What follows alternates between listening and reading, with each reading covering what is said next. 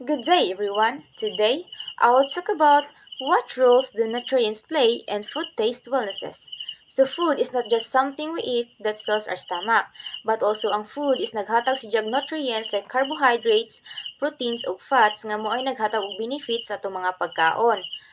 Prahaan ang mukaon ta makalasa tag sweet, salty, sour, and umami. Din ang umami is manas siya gitawag og malinamnam. Kasagaran sa umami makita sa meat, sa fish, ug sa seafood. So food is not just about taste, but also it have important effect of our body and health. Prahaan ang sour, rich in vitamin C. We have salty, helps maintain hydration, and sweet, provide energy from carbohydrates. What role do play in a food taste and wellness? Nutrients are essential for diet and taste health. Key micronutrients provides proteins and carbohydrates. Carbohydrates provides energy, proteins provide supports muscles functions, fats in aid cell structures and hormone production. So in a healthy diet, kanang manginhalan jud na atong lawas o carbohydrates para sa ato ang energy nya proteins para sa kanang ato ang para sa atong kanaang muscles functions para murag di ta manluya aron murag kanang energetic ta always unya ang ato magong body kay mura siya og machine kanang di siya mo function og tarong kung kanaang wala siya proper nga maintenance kanaang mura siya kung dili ka healthy living ang atong lawas kay mura siya og luya kung mag pasagad data o magpataka ratag kaon-kaon dapat aware ta sa atong gipangkaon para natay proper healthy diet. Taste is linked to nutritional content impacting food enjoyment and health. Ang lasa ng pagkain ay konektado sa nutritional content nito o mga sustansya at na matatagpuan sa pagkain. Ang tamang balanse ng mga sustansya tulad ng vitamins, minerals, and protina ay nakakatulong sa ating katawan. Sweet taste indicate carbohydrates, the body's main energy source. Kapag kumakain tayo ng matatamis na pagkain, ang carbohydrates natin ay mabilis na tinutunaw nito at nagiging enerhiya na ginagamit natin sa araw-araw na aktibidad. Salty taste help balance electrolytes and enhance palatability.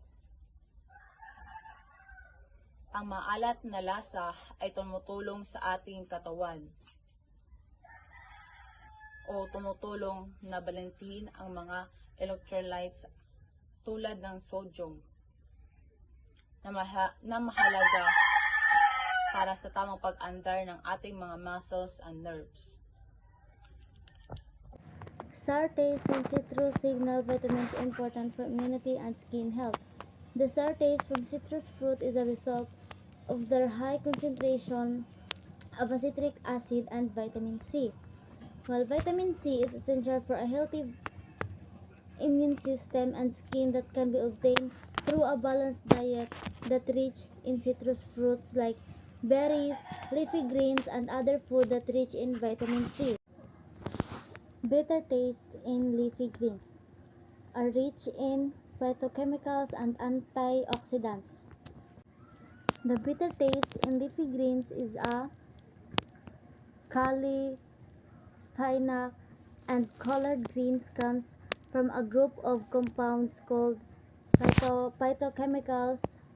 These compounds are naturally occurring chemicals produced by plants to protect themselves from environmental stresses, insects, and diseases.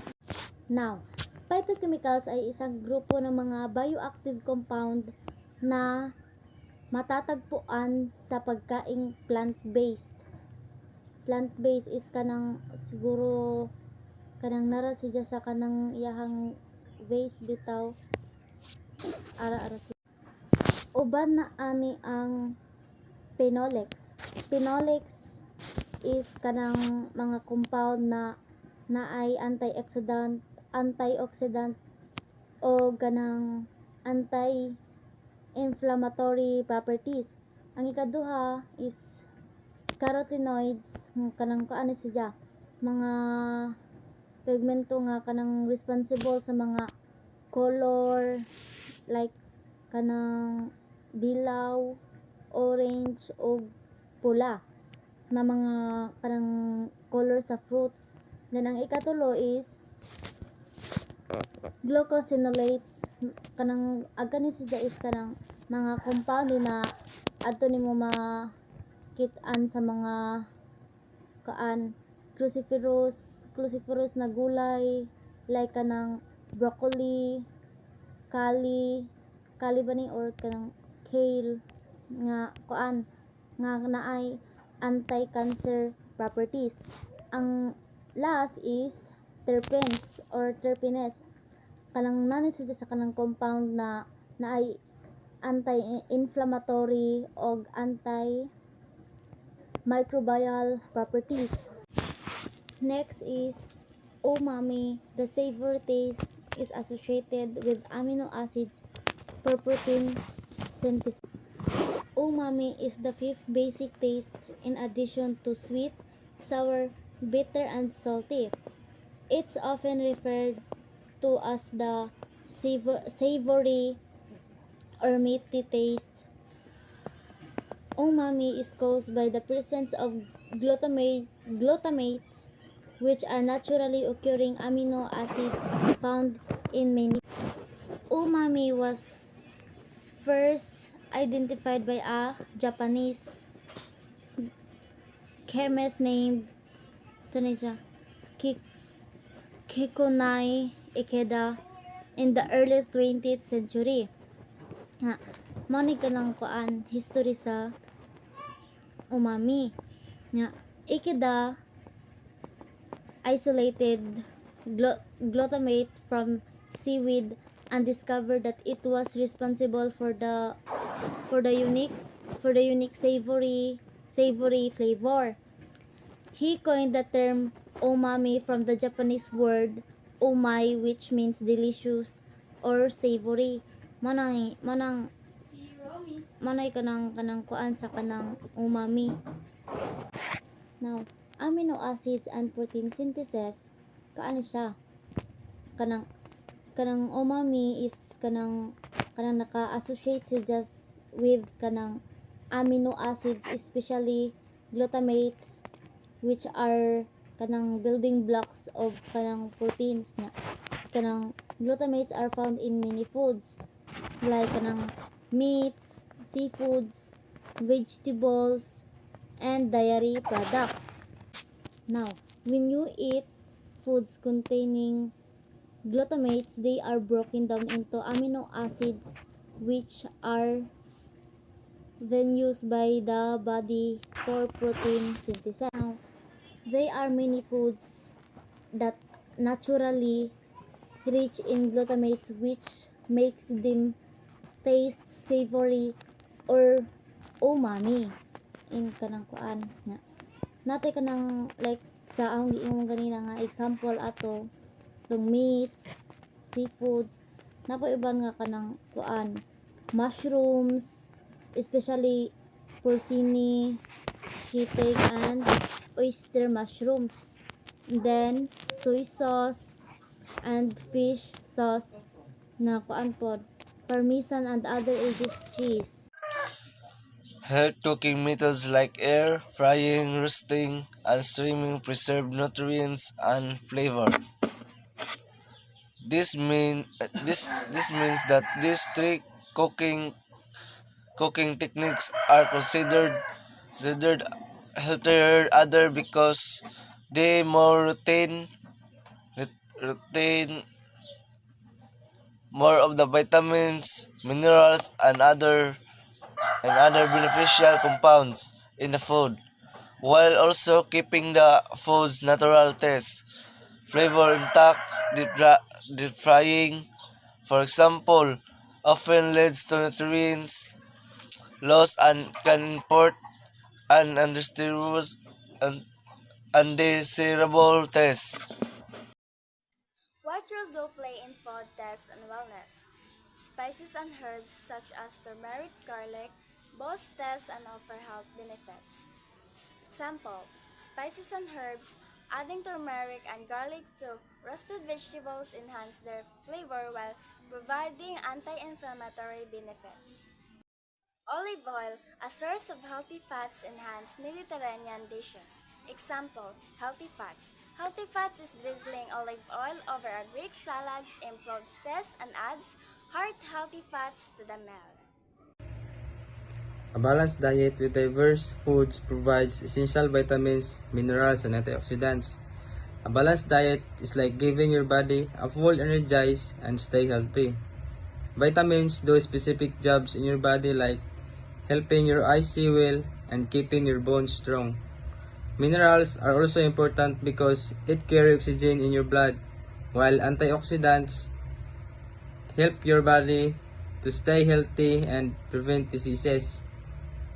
Nutrients are vital for the optimal function of cells, tissues, and organs. Nutrients are the one who keep everything running. Cells are the workers in your body. Tissues is a group of cells working together. Organs is like your heart or lungs. Each cells need nutrients like food, water, and oxygen to function properly. Without these nutrients, your body would slow down and it can cause health problems in your body. Nutrients play a vital role in both the taste of benefits of the food we eat. Different nutrients contribute to various flavors while also supporting bodily functions, from energy production to immunity and cell repair. Nutrients are the important parts of food that affect both how it is and how good it is for your body. Each type of nutrients has a different job. Some give you energy, some help your body grow, and others keep you healthy. For example, carbohydrates give you energy to run and play.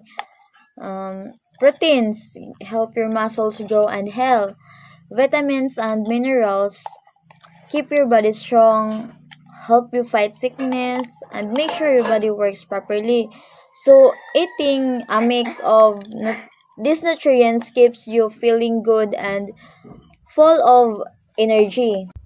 By choosing a balanced diet with a variety of natural ingredients, we can enjoy flavorful meals while maintaining good health. Making informed food choices ensures that we get the necessary nutrients for overall wellness and a better quality of life. So, by making informed food choices, we ensure that our bodies receive the right nutrients and the right amounts, helping us maintaining a healthy weight, reduce the risk of chronic disease, and improve our overall quality